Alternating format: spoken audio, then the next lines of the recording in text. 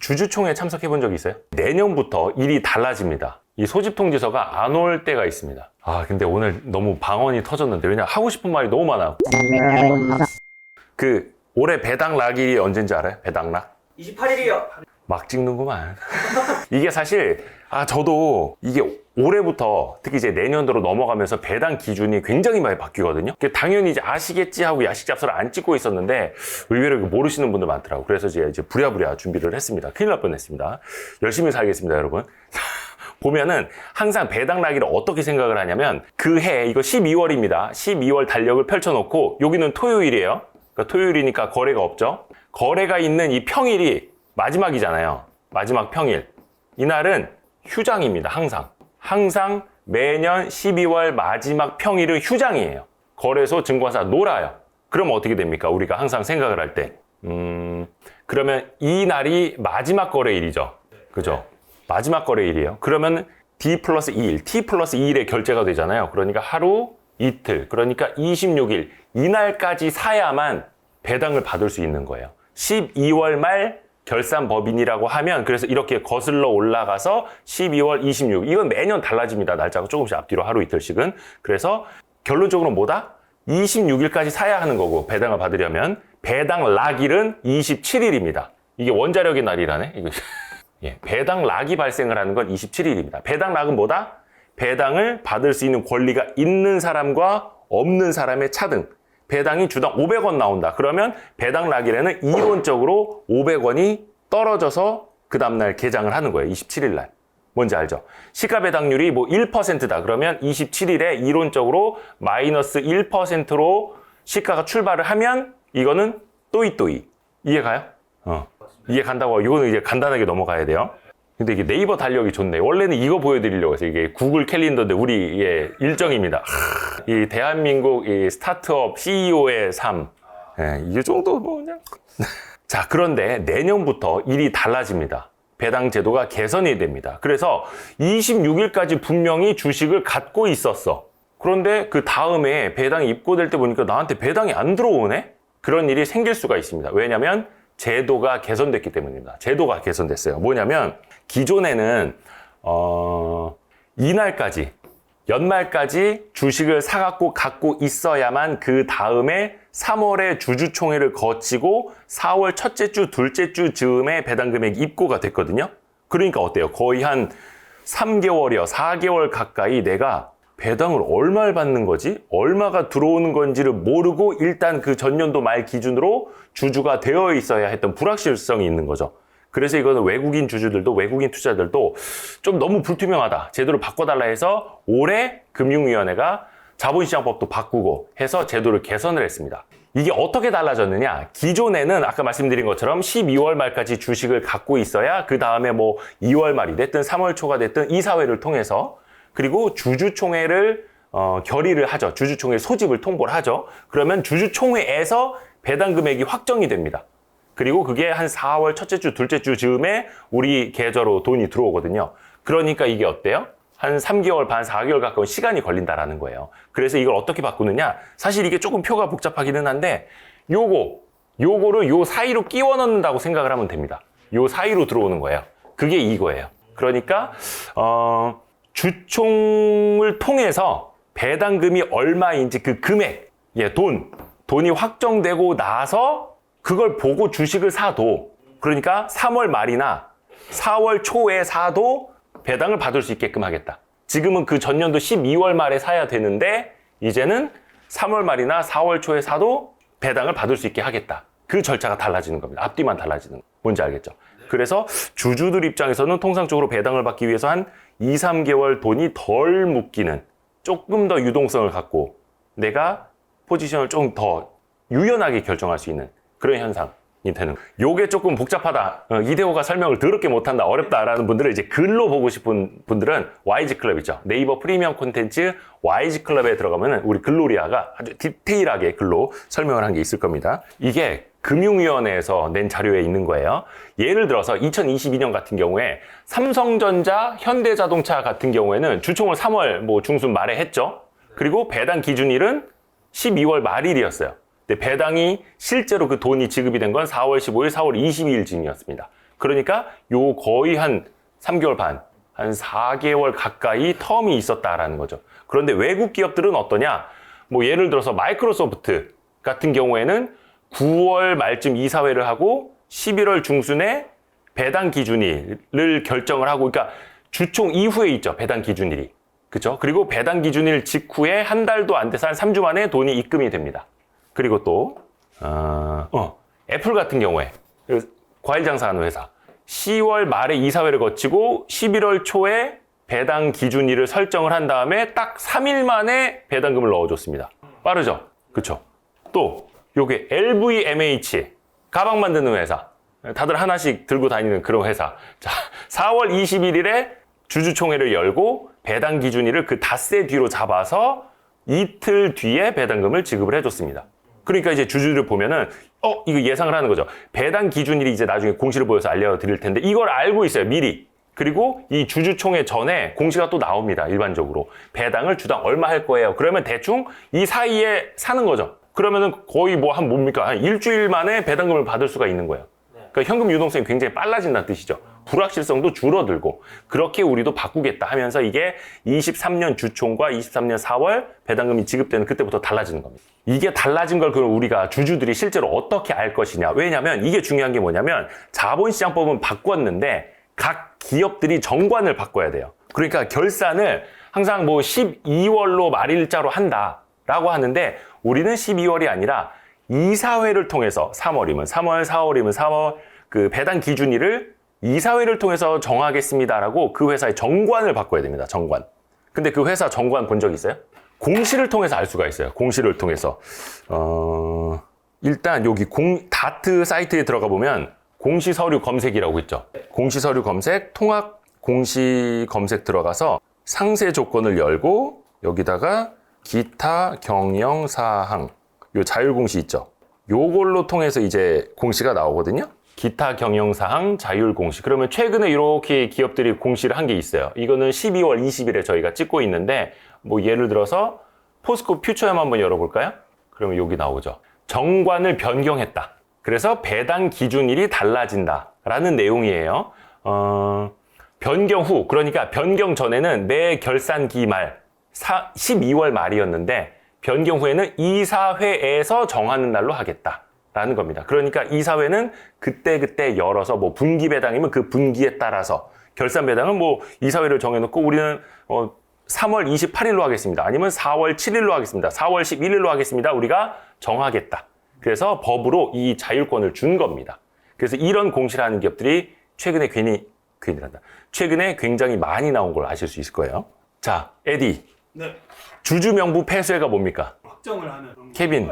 정확하게 제가 생각. 옛날에 어떤 분이 저한테 어떤 질문을 했냐면 주주명부가 폐쇄된다고. 야, 이거 난리 났다고. 거래 정지되는 거 아니냐고. 이거 폐쇄가 된다고. 나 계좌 폐쇄되는 거 아니야. 이런 분이 있었어, 실제로. 근데 이 주주명부 폐쇄 기간 또는 기준이 설정이라는 공시는 그 명의개서라고 하죠. 이름이 좀 어려워요. 그러니까 명의를 개서가 뭔 뜻입니까? 바꿔 쓴다. 그러니까 명의를 바꿔 쓴다. 그게 뭐예요? 그러니까 이게 주식이야. 그러면 12월 말 전까지 개똥이 소똥이 막 사고 팔아. 자, 근데 스톱해봐요. 개똥이 소똥이. 그러면 이제 소똥이한테 주주 권리가 12월 말일자로 주어진다라는 거예요. 그러니까 주주 명부 폐쇄를 12월 31일자로 하겠습니다. 그러니까 12월 31일자로 주식을 갖고 있는 개똥이가 아니라 소똥이가 당신이 마지막 주주고 당신에게 배당을 받을 권리가 갑니다. 이겁니다. 근데 아까 말씀드렸죠. 이거 착오 없으시도록 평일 기준으로 거슬러 올라가면 올해는 12월 26일까지 갖고 있어야 되는 거고 27일이 배당락일이다. 요겁니다. 이해가요? 네, 이해합니다. 주주명부 폐쇄는 거래 정지가 아니다. 그래서 여기서 중요한 게 뭐냐면 배당락이 달라집니다. 배당락이 뭐냐면 항상 아까 말씀드렸죠. 12월 27일이 배당락일이라고. 26일까지 산 주주들이 배당을 받을 수 있는데 배당을 못 받는 주주들을 위해서 배당 금액만큼 차감을 한 게 12월 27일 시초가라는 거예요. 근데 이걸 항상 거래소에서 한 일주일 전쯤에 보도자료를 내요. 그러면 이런 배당가가 코스피 같은 경우 뭐 마이너스 몇 포인트다. 이렇게 공시를 합니다. 그건 뭐냐면 그 시가총액에서 그만큼의 배당 금액을 뺐을 때, 그러니까 전년도에 코스피 뭐 기업들 중에서 배당 금액 이만큼 했다. 그래서 올해 말에도 똑같은 배당 금액을 준다라고 가정을 했을 때 그 금액을 빼야 되잖아요. 네. 그 금액을 빼면 이론적으로 12월 27일에 마이너스 뭐 1% 하락 출발을 하는 게 정상이다라고 안내를 합니다. 네. 그게 배당 락이에요. 자, 그런데 어떻게 되죠? 12월 말일자 기준으로 배당을 안 하고 만약에 4월에 배당을 한다. 그러면 배당 락 일도 달라져야 되는 거예요. 그래서 기존에는 기계적으로 12월 말에 배당 락이 나온다 했는데 이제 그게 아니라는 거죠. 4월에 가봐야 한다. 그래서 배당 락도 이제는 그 회사가 배당을 언제 주느냐에 따라서 배당 락일도 회사마다 달라질 것이다가 되는 거예요. 이해가시죠? 자, 근데 이게 조금 골 때리는 게 하나 있습니다. 대한민국 주식 투자자들의 평균 주식 보유 기간이 얼마나 될 것 같아요? 3일이요. 3일은 너무 짧고 2개월 정도 아니에요? 맞아. 안 해, 역시 에디가. 근데 2개월이 좀 안 돼요. 거의 한 달 반. 1.5개월이라고 합니다. 그래서 이게 무슨 문제가 있냐면 보세요. 12월 말 기준으로 분명히 주주 명부에 홍길동하고 이대호가 있었어. 그래서 막 3월에 이제 정기주총을 열어야 돼. 아니면 막 경영권 분쟁이 생겨서 막 표 대결하고 막 난리가 났어. 근데 이 사람이 1, 2월에 팔아버렸네. 근데 정작 이 사람은 3월 주총에 갈 이유가 있어요, 없어요? 없죠. 주주 명부상으로는 12월 말에 배당도 받는 주주로 남아있지만 3월 그 당시에는 주주가 아닌 거예요. 왜? 평균 보유 기간이 한 달 반밖에 안 되니까. 그래서 이 격차가 되게 멀었던 거죠. 그래서 경영권 분쟁이 나서 이게 뭐 의결권이 있네 없네 이런 싸움들 되게 많이 나요. 우리나라 사람들이 조금 이제 많이 사팔사팔 하다 보니까. 그래서 이런 좀 단점도 있다는 거 참고로 알아두시면 좋을 것 같고. 올해 1월인가? 올해 금융위원회에서 나온 보도자료 중에 일부입니다. 그 배당 절차를 이렇게 개선을 하면은 글로벌 투자자의 자금 유입 등 코리아 디스카운트 해소에도 기여할 것이다. 그리고 기업의 배당 성향이 제고되는, 뭐 높아진다는 뜻이겠죠? 계기가 될 것으로 보인다. 과연 그럴까요? 이거 어떻게 보면 조사모사거든요? 12월 말 기준으로 4월에 주느냐, 4월 초 기준으로 4월에 주느냐. 그 차이예요. 근데 과연 그 기준일이 달라진다라고 해서 기업들의 배당 성향이 높아질까? 아니요. 아니죠. 배당 성향이 뭡니까? 당기 순이익 중에서 얼마를 배당으로 주느냐. 배당 성향이 예를 들어서 30%다. 그러면 100억을 벌었는데 30억을 주주들에게 돌려준다. 이거잖아요. 네. 근데 무슨 배당 기간을 앞뒤로 바꾼다고 해서 배당 성향이 높아질까? 이거는 본질이 사실은 아닌 거죠. 본질은 뭐냐? 기업들이 그냥 벌어서 남긴 돈 중에 주주들에게 얼마를 주느냐. 그게 본질인데 이거 한번 따져보죠. 자, 주요국의 배당 성향입니다. 이것도 금융위 자료에 있던 거예요. 한국의 배당 성향 얼마입니까? 2017년도에 14.9%, 높아져 봐야 2020년도에 20.1%. 100만 원 벌어서 20만 원 돌려준다. 100억 벌어서 20억 돌려준다라는, 이게 얼마나 낮은 거냐? 미국의 절반밖에 안 됩니다. 그리고 영국의 절반도 안 되고 독일, 프랑스, 일본 다 30%대 후반 아니면 40%죠. 근데 우리나라는 그 절반도 안 됩니다.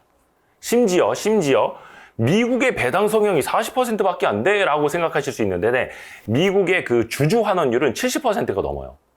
그게 뭐냐? 자사주 매입 소가까지 따졌을 때 배당만 놓고 봤을 때 이거밖에 안 되는데 회사 돈으로 시중에 돌고 있는 주식을 사서 소각을 해버려요. 그럼 어떻게 됩니까? 나머지 주식의 가치가 올라가죠. 희소성이 높아지니까. 그것까지 합치면 미국은 70%가 넘어가는데 우리나라는 자사주 매입 소각까지 합쳐봐야 20%대 후반입니다. 세계 꼴찌 수준이에요. 세계 꼴찌. 근데 물론 금융위원회에서도 이번에 하는 게 코리아 디스카운트를 좀 해소하겠다. 여러 절차 중에 하나, 여러 가지 방안 중에 하나가 이제 시행이 되는 거거든요. 하나씩. 물론 이것도 굉장히 좋고 감사한 일인데 본질은 뭐다? 기업들이 배당을 하려는 마음, 주주들에게 벌어서 남긴 돈을 나눠주려는 마음이 있어야 하는데 대한민국 기업들은 뭐다? 그냥 대주주가 배당을 왜 해? 배당해봐야, 그러니까 예를 들어서 대주주 같은 경우가 어떻습니까? 월급 많이 받죠? 연봉 많이 받죠? 네. 그러면은 배당도 많이 받아봐야 종합소득세만 높아지는 거예요. 다른 연봉하고 이자 배당 소득하고 합쳐서 종합소득세니까 예를 들어서 본인이 배당 10억 받아가면 좋지. 네. 근데 종합소득세 막 40% 넘어가니까 내가 10억 받아봐야 4, 5억을 세금 내야 되는데 나한테 안 좋은 거잖아. 이런 식으로 해서 배당을 안 하는 거예요. 그래서 근본적인 문제는 뭐냐면 이게 필요합니다. 배당소득 분리과세. 이게 뭐냐면 배당 이자 소득이 뭐 2천만 원 넘어가면 종합소득세 대상이 됩니다. 그러면 내가 월급 받아서 모았던 다른 소득하고 합산이 되는 거예요. 그러니까 이게 소득세율이 누진세로 가지 않습니까? 네. 소득이 많아지면 많아질수록 세율도 뭐 6%, 12%, 30몇 %, 40몇 % 돼요. 그러면은 소득이 낮을 때는 뭐 그냥 10몇 %, 20% 낸다 치지만 배당 소득까지 다 합쳐지면은 이 사람은 3, 40%를 내야 되는 거니까 야, 배당 많이 받아봐야 싫어. 야, 배당하지 마라고 대주주들이 하는 거예요. 그러면 분리과세가 뭐냐면 저율로, 낮은 세율로 근로소득이나 다른 사업소득하고 떼내서 과세를 하자.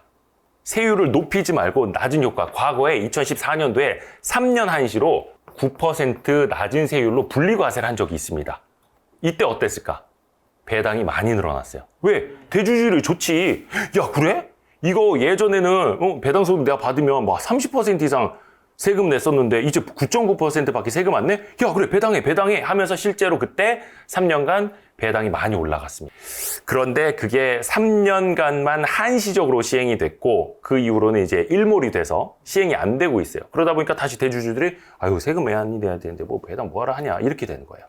그래서 배당소득을 분리과세하면은 대주주도 좋고 또 배당을 기업들이 많이 주니까 소액주주들도 좋은 거다. 근데 이때도 논란이 많이 나왔던 게 뭐냐면 우리나라 국부가 기업들의 부가 외국인에게 많이 유출되는 것 아니냐. 삼성전자, KB 국민은행 이런 데들 금융지주 이런 데 봅니까? 외국인 지분율 굉장히 높단 말이에요. 그러면 외국인들이 우리나라 기업들 자본 다 빼나가는 거 아닙니까? 이렇게 주장을 해요. 근데 이거는 우물안 개구리죠. 우물안 개구리. 지금 서학개미들 어떻습니까? 애플이라든지 테슬라라든지 마이크로소프트 또 해외 존슨앤존슨 배당 귀족주, 배당 성장주 투자해서 외국에서도 배당 많이 받아오잖아요. 근데 우리 기업의 배당을 외국인이 가져가면 안 된다? 2023년, 2024년에 쇄국주의를 우리가 할 건 아니잖아요. 그렇죠? 글로벌 스탠더드로 가야죠. 그래서 우리 기업들도 주주 환원율을 글로벌 스탠다드에 맞게 맞춰라.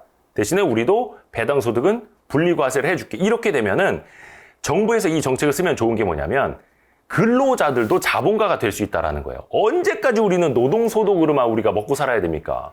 왜 맨날 노조들도 빨간띠 두르고 싸우지 않습니까? 근데 노사협의 할 때 회사 자사주를 달라. 우리 사주를 늘려달라. 회사 주식을 달라라고 하라고요. 그러면 회사가 돈을 많이 벌어. 주가 올라가죠. 많이 벌어서 많이 나눠줘. 그러면 그 주식을 갖고 있는 노동자들도 주주니까 배당을 많이 받을 거 아닙니까? 그러면 그 배당 소득도 분리과세를 해준다. 그러면 자신들이 내는 소득세율보다 더 낮은 세금을 내고 배당을 받아오는 것 아닙니까? 그러면 노동자도 자본가가 돼서 좋고 차액도 올라서 좋은 거고 주가도 올라서 좋은 거고 배당도 많이 받아서 좋은 거고 그래서 이게 바로 노동자가 자본가가 될 수 있는 세상이거든요. 이 토양을 정부가 만들어주고 노동자들도 그런 생각을 해서 노동소득과 자본소득을 양날개로 같이 가져가야죠. 이게 참 총선 전에 이러다가 금융개혁 신당에서 이거 나한테 비례대표 1번 준다 그러면 어떡하지? 이제 분기배당도 많이 해야 됩니다. 뭐냐면 대부분의 기업이 결산배당, 그러니까 1년에 한 번 연말 기준으로 끝 이렇게 하는데 분기배당은 뭐예요? 3, 6, 9, 12 이거는 12월 결산법인이라는 조건 하에 그러면 1년에 배당 금액을 예를 들어서 400원을 준다. 그러면 한 방에 연말에 400원만큼의 배당락이 떨어지겠죠. 그리고 이론적으로 배당락도 한 반년이면 회복이 된다고는 하는데 주주를 이게 짜증나는 거야. 내가 400원을 받았지만 400원만큼의 주가가 떨어지고 혹은 그 충격 때문에 수급이 꼬여서 이걸 회복하는데 몇 달이 걸리면 나는 좀 시간적으로 뭔가 잃는다라는 인식을 하게 되거든요. 그럴 바에는 차라리 분기 배당을 해서 100원, 100원, 100원, 100원 나눠주는 게 그러면 배당락도 100원밖에 안 되지 않습니까? 그래서 배당락 충격도 덜하고 특히 좋은 거는 뭐다? 주주들에게 현금 흐름이 생기는 거예요. 한 달에 한 번씩. 그렇죠. 그러면은 이 사람은 갖고 있었는데 불과 3개월만 지나면 배당이 또 들어와. 팔 이유가 없지. 그리고 3개월 지나면 또 배당이 들어와. 팔 이유가 없지. 이렇게 되면서 장기 투자, 장기 주주가 되는 효과도 가져올 수가 있는 겁니다. 이해가시죠? 네. 예. 근데 지금은 1년에 한 번 배당. 그때 배당락 쾅! 그러니까 다들 그 피하려고 하고 단타를 하게 되고 또 배당도 적게 주니까 야, 내가 무슨 뭐 배당 받으려고 하냐? 그냥 시세 차익만 노리는 거지? 이렇게 되는 거예요. 그러니까 투자가 두 가지가 있잖아요. 시세 차익을 얻으려는 투자. 또 하나는 배당을 받으려는 투자. 사실은 이 두 가지가 같이 가면 좋은데 우리나라는 아까 보여드린 것처럼 주주 환원율이 세계 꼴찌다 보니까 그냥 사람들이 다 단타 아니면 배당보다는 시세 차익 위주로 투자를 하는 그런 시장이 되어 있는 거죠. 그러니까 대주주들은 다 뭐예요? 야, 소액주주 어차피 니네는 차익 생기면 팔고 나갈 사람이잖아. 응? 주주명부 폐쇄해서 3월에 보면은 다 그 사람들 안 남아있더만 그러니까 주중에 한두 명밖에 안 오는 거 아니야? 막 이렇게 해서 무시를 해버리는 거고. 근데 반대로 또 소액주주들 입장에서는 아니 당신네가 배당을 많이 안 주니까 우리는 단타만 치고 나가는 것 아닙니까? 또 이러고 있는 거고. 같은 이야기로 계속 맴돌고 있는 거예요. 그래서 제도를 좀 많이 개선할 게 있습니다. 배당을 꼭 해야 하는가에 대한 원초적인 우리가 물음도 던지지 않습니까? 어차피 나는 그냥 한두 달 있다가 아니면 1, 2주 있다가 차익 생기면 팔고 나갈 건데요. 근데 그 CEO의 경영 지표 중에 하나가 가장 중요한 게 ROE입니다. ROE가 뭡니까? 대비. 됐어. 소득. 자, 소득 대비 자, 자본. 시끄러워. 한번 더 주세요. 자기 자본 이익률 아닙니까? 자기 자본. 리턴, 돌아오는 수익, 온 에쿼티, 자본. 그러니까 자본 대비 순이익이에요. 글씨 못 써서 죄송합니다. 자, 그러면 ROE가 높아지려면 어떻게 해야 됩니까? 순이익이 늘어나야 되겠죠. 네. 그렇죠. 많이 근데 사실 누구나 회사도 경영 잘해서 돈 많이 벌고 싶지. 근데 그게 쉽냐고. 그냥 잘 안 돼요. 그러면은 순이익을 못 늘리겠다. 이익을 못 늘리겠다 하면 어떻게 해요? ROE를 높이려면. 자본을 깎아야 그쵸? 아, 역시 배운 사람들. Y3 구독자. 코끼리! 자, 그러면 자본을 줄이면 돼요. 자본을 줄이는 방법이 뭐다? 주주들에게 나눠주라고. 주주들에게 배당을 하든 자사주 매입 소각을 하든 아니면 유상 감자를 해서 나눠주든 나눠주라고. 왜냐? 이게 이 ROE가 왜 되게 효율적인 지표라고 우리가 봐야 하냐면 예를 들어서 자본이 100인 회사가 있어요. 근데 이 회사는 1을 벌어. 그럼 ROE가 뭡니까? 1%예요. 그렇죠? 그러면 이 회사에 투자하겠어요? 아니요. 자, 그런데 자본금이 100인데 한 50을 버는 회사가 있어. 그럼 ROE가 뭡니까? 50%죠. 이 회사에 투자하겠어요? 예. 당연하지. 막 뛰어가고 투자해야지, 이 회사에. 자, 어떻게 보냐면 똑같은 에쿼티, 자본금이 있지 않습니까? 그러면 증자를 해요, 증자. 그래서 100만큼을 더 넣어줍니다. 그러면 이 회사는 얼마 벌어요? 2를 버는 거죠. 그쵸? 그러면 200분의 2가 되니까 ROE는 1이잖아, 1%. 그쵸? 똑같이 100이라는 금액을 넣어줘봐야 저 회사는 1밖에 더 못 벌어. 근데 이 회사에다 100을 더 넣어줘봐요. 그럼 50을 더 벌죠. 네. 그러면은 200분의 100이 되니까 ROE는 50%잖아요. 그러니까 똑같은 ROE가 유지된다라는 가정하에 주주들이 내 피 같은 자본을 추가로 투입해 줬을 때 더 잘 버는 회사한테 투입을 해줄 거 아닙니까? 네. 그래서 이 ROE가 중요한 겁니다. 그러니까 반대로 또 생각을 해보면 야, 니네 돈 못 벌어? ROE가 3%밖에 안 나와? 10%도 안 나와? 5%도 안 나와? 야, 지금 은행 이자가 얼만데, 국채가 얼만데, 미국 국채가 지금 4%막 이러고 있는데 내가 너네한테 투자하는 그냥 국채 살래. 야, 돈 가져와. 가 되는 거예요. 그럴 바에는 수익을 못 올린다. ROE가 낮다. 그러면 빨리 이 자본을 가지고 주주들한테 나눠줘야 됩니다. 우리는 조금 이제 성장이 둔화됐습니다. 아니면 우리 회사에 자본금을 두는 것보다 주주분들이 가져가셔서 투자를 하시는 게 훨씬 더 자본 효율성이 높습니다. 라고 하는 겁니다. 그렇죠? 그래서 이 ROE가 중요한 거예요. 그래서 수익성이 떨어지는 회사 혹은 성장성이 낮아진 회사면 그냥 자본금을 많이 나눠줘야 한다. 주주들에게. 근데 성장도 못해. ROE도 낮아. 근데 거기다가 배당도 안 해. 최악인 거죠.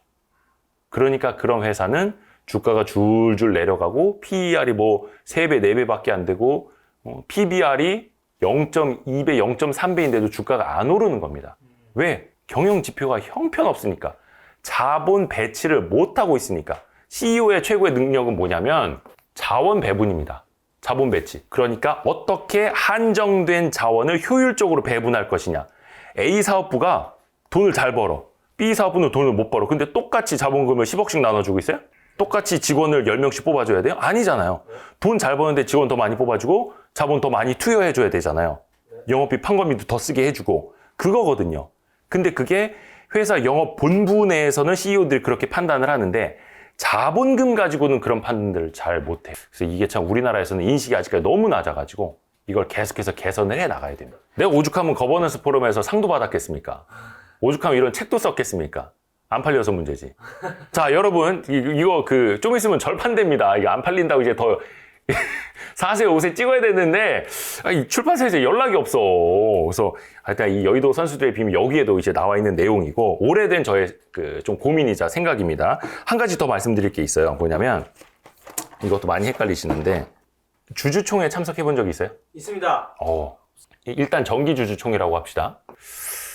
정기주총 소집 통지서 받아본 적 있어요? 네. 그쵸? 그럼 받아봤죠. 집으로 우편물이 날아오죠. 누구도 홍길동 주주님 몇 주 갖고 계시고 우리 몇 월 며칠 어디에서 주총 여니까 오세요라고. 근데 그거 받고 안 가는 사람들이 많아요. 자, 그런데 이 정기주주총회 2주 전까지 주주들에게 그 주총 통지서를 줍니다. 그래서 많은 분들이 그거 받아보고 주총이 어디서 열리는구나. 그리고 의안, 안건 같은 걸 또 같이 보내주는 데들도 있어요. 이런 책자 가지고. 그거 받아보고 나는 의결권 어떻게 행사해야지 하고 찾아가는 거거든요. 근데 이게 소집 통지서 있죠. 이 소집 통지서가 안 올 때가 있습니다. 몰랐죠. 증권사에다가 주소지 입력을 해 놓으면은 그 증권사가 그 개인 정보를 예탁결제원이라든지 뭐 하나은행이 하나 그래서 이거 그 소집 통지서를 대신 보내주는 대행기관하고 계약을 맺어갖고 보내주는 거예요. 네, 근데 그래서 이제 이사를 하게 되면 항상 증권사에 연락을 하거나 모바일이나 어디 들어가서 주소를 바꿔놔야 되는 이유가 거기 있는 거거든요. 근데 주소를 내가 정확하게 적었는데도 주총 소집 통지서 안 오는 경우가 있습니다. 이게 뭐냐면 법으로 되어 있나? 이 회사가 그 정관으로 그걸 또 정할 수가 있는 게 뭐냐면 지분율이 1% 미만인 주주 있죠. 한테는 이 소집 통지서를 안 보내도 돼요. 정관으로 그렇게 정해 놓으면. 그래서 이 회사가 정관으로 이렇게 정했다. 그럼 나는 소액주주라. 개털이라. 회사가 나한테 통지서 안 보내준다. 그래서 이거는 그냥 전자 방식 있죠. 공시 혹은 뭐 2개 이상의 일간지에 공고문을 낸 걸로 가름할 수 있다. 이렇게 돼 있어요.